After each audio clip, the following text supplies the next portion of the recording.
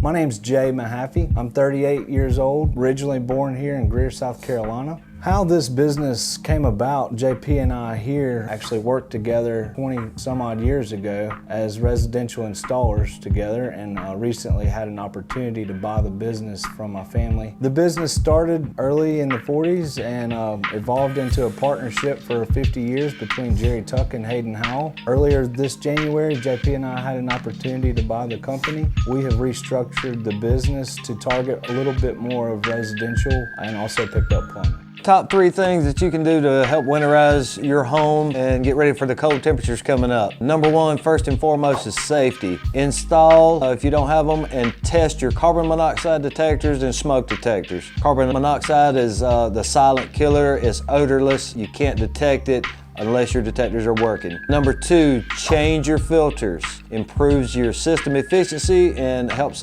indoor air quality all the way around. Number 3, utilize humidifiers to prevent the air in your home from getting too dry. Also helps prevent from static electricity in your clothes and sinus problems when you breathe in your air that's too dry.